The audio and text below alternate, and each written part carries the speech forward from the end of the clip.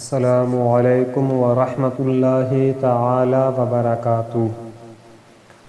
اعوذ باللہ من الشیطان الرجیم، بسم اللہ الرحمن الرحیم۔ واتبعوا ما تتلو الشیاطین علی ملک سلیمان وما کفر سلیمان ولکن الشیاطین کفروا یعلمون الناس السحر وما انزل علی الملکین ببابل ہاروت و ماروت۔ اور اس کے پیرو ہوئے جو شیطان پڑھا کرتے تھے۔ سلطنت سلیمان کے زمانے میں، اور سلیمان نے کفر نہیں کیا بلکہ شیطان کافر ہوئے، جو لوگوں کو جادو سکھاتے تھے۔ اور وہ جو بابل میں دو فرشتوں ہاروت اور ماروت پر اترا۔ وما يعلمان من احد حتى يقولا انما نحن فتنة فلا تکفر۔ اور وہ دونوں کسی کو کچھ نہ سکھاتے جب تک یہ نہ کہہ لیتے کہ ہم تو نری آزمائش ہیں، تو اپنا ایمان نہ کھو۔ فَيَتَعَلَّمُونَ مِنْهُمَا مَا يُفَرِّقُونَ بِهِ بَيْنَ الْمَرْءِ وَزَوْجِهِ۔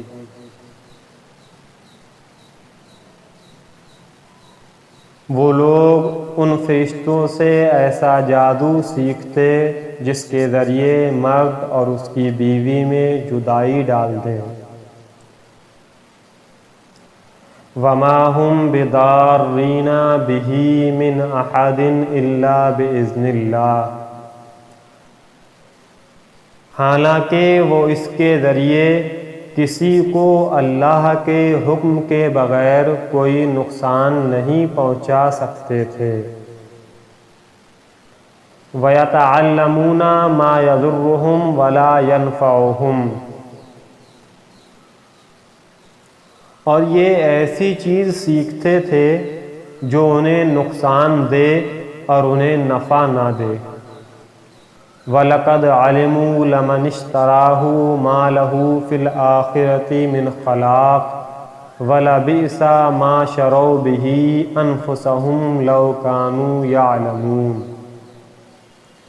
اور یقیناً انہیں معلوم ہے کہ جس نے یہ سودا لیا ہے آخرت میں اس کا کچھ حصہ نہیں، اور انہوں نے اپنی جانوں کا کتنا برا سودا کیا ہے۔ کیا ہی اچھا ہوتا اگر یہ جانتے۔ اس آیت کا شان نزول یہ ہے کہ حضرت سلیمان علیہ السلام کے زمانے میں بنی اسرائیل جادو سیکھنے میں مشغول ہوئے، تو آپ علیہ السلام نے ان کو اس سے روکا اور ان کی کتابیں لے کر اپنی کرسی کے نیچے دفن کر دیں۔ حضرت سلیمان علیہ السلام کی وفات کے بعد شیاطین نے وہ کتابیں نکال کر لوگوں سے کہا کہ حضرت سلیمان علیہ السلام اسی کے زور سے سلطنت کرتے تھے۔ بنی اسرائیل کے نیک لوگوں اور علماء نے تو اس کا انکار کیا، لیکن ان کے جاہل لوگ جادو کو حضرت سلیمان علیہ السلام کا علم مان کر اس کے سیکھنے پر ٹوٹ پڑے۔ انبیاء کرام علیہم السلام کی کتابیں چھوڑ دیں اور حضرت سلیمان علیہ السلام پر ملامت شروع کی۔ ہمارے آقا محمد مصطفیٰ صلی اللہ تعالیٰ علیہ وسلم کے زمانے تک یہی حال رہا، اور اللہ تعالیٰ نے حضور اقدس صلی اللہ تعالیٰ علیہ وسلم کے ذریعے حضرت سلیمان علیہ السلام کی جادو سے برات کا اظہار فرمایا۔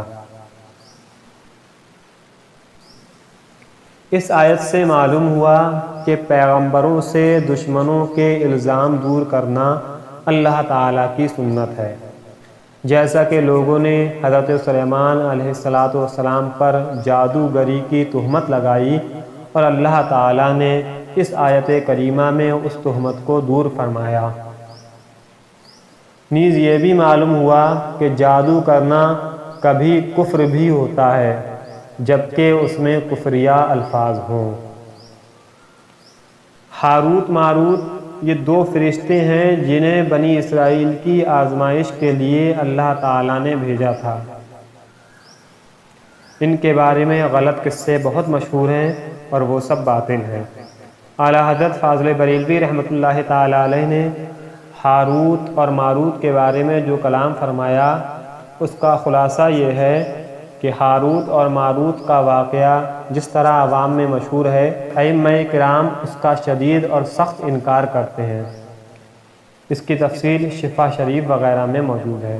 یہاں تک کہ امام اجل قاضی عیاض رحمۃ اللہ تعالیٰ علیہ نے فرمایا کہ ہاروت اور ماروت کے بارے میں یہ خبریں یہودیوں کی کتابوں اور ان کی گڑی ہوئی باتوں میں سے ہیں، اور راجح یہی ہے کہ ہاروت اور ماروت دو فرشتے ہیں جنہیں اللہ تعالیٰ نے مخلوق کی آزمائش کے لیے مقرر فرمایا کہ جو جادو سیکھنا چاہے اسے نصیحت کریں کہ انما نحن فتنۃ فلا تکفر، کہ ہم تو آزمائش ہی کے لیے مقرر ہیں تو تم کفر نہ کرو، اور جو ان کی بات نہ مانے وہ اپنے پاؤں پہ چل کے خود جہنم میں جائے۔ یہ فرشتے اگر اسے جادو سکھاتے ہیں تو وہ فرما برداری کر رہے ہیں نہ کہ نافرمانی کر رہے ہیں۔ فتاوی رضویہ میں جدید میں جلد 26 میں اس کی تفصیل موجود ہے۔ فرشتوں کے بارے میں یہ عقیدہ ہے کہ فرشتے گناہوں سے معصوم ہوتے ہیں۔ یہی جمہور اہل سنت کا عقیدہ ہے کہ فرشتے گناہوں سے معصوم ہیں۔ اللہ تبارک و تعالی ارشاد فرماتا ہے لا یعصون اللہ ما امرہم ویفعلون ما یؤمرون، وہ اللہ کے حکم کی نافرمانی نہیں کرتے اور وہی کرتے ہیں جو انہیں حکم دیا جاتا ہے۔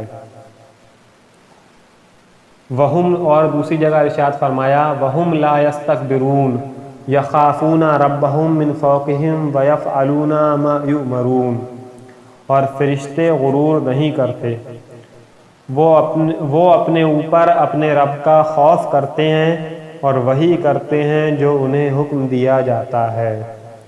امام فخر الدین رازی رحمۃ اللہ تعالی علیہ تفسیر کبیر میں اس کے تحت فرماتے ہیں کہ اس آیت سے ثابت ہوا کہ فرشتے تمام گناہوں سے معصوم ہیں، کیونکہ اللہ تعالیٰ کا یہ فرمانا کہ وہ غرور نہیں کرتے اس بات کی دلیل ہے کہ فرشتے اپنے پیدا کرنے والے اور بنانے والے کے اطاعت گزار ہیں، اور وہ کسی بات اور کسی کام میں بھی اللہ تعالیٰ کی مخالفت نہیں کرتے۔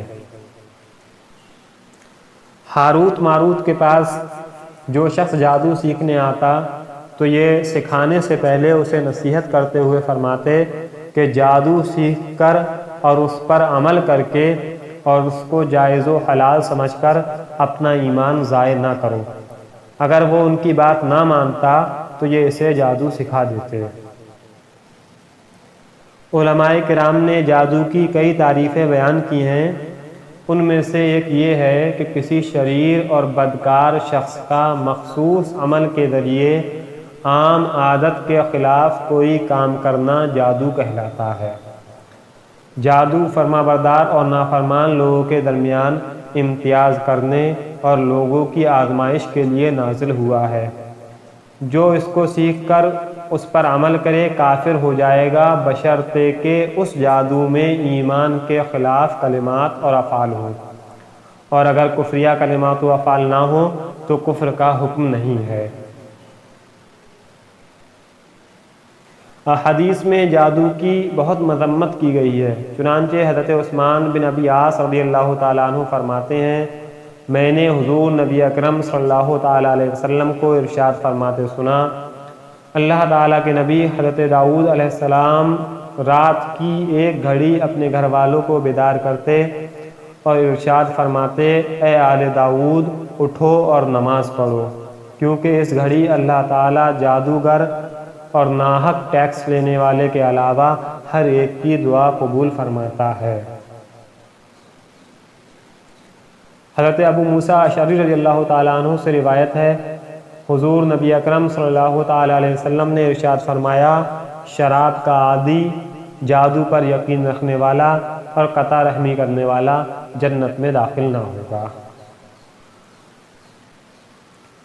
یہاں پر فرمایا کہ وہ کسی کو نقصان نہیں پہنچاتے اللہ کے حکم کے بغیر۔ تو اس سے چند مسئلے معلوم ہوئے کہ مؤثر حقیقی اللہ تعالیٰ ہے اور اسباب کی تاثیر اللہ تعالیٰ کی مشیت یعنی چاہنے کے تحت ہے، یعنی اللہ عز و جل چاہے تو ہی کوئی شے اثر کر سکتی ہے، اور اگر اللہ تعالیٰ نہ چاہے تو آگ جلا نہ سکے، پانی پیاس نہ بجھا سکے اور دوا شفا نہ دے سکے۔ اور یہ بھی پتہ چلا کہ جادو میں اثر ہے اگرچہ اس میں کفریہ کلمے ہوں۔ جب جادو میں نقصان کی تاثیر ہے تو قرآنی آیات میں ضرور شفا کی تاثیر ہے۔ یوں ہی جب کفار جادو سے نقصان پہنچا سکتے ہیں تو خدا کے بندے بھی کرامت کے ذریعے نفع پہنچا سکتے ہیں، جیسے حضرت عیسیٰ علیہ السلام کا بیماروں، اندھوں اور کوڑیوں کو شفا بخشنا خود قرآن مجید میں موجود ہے۔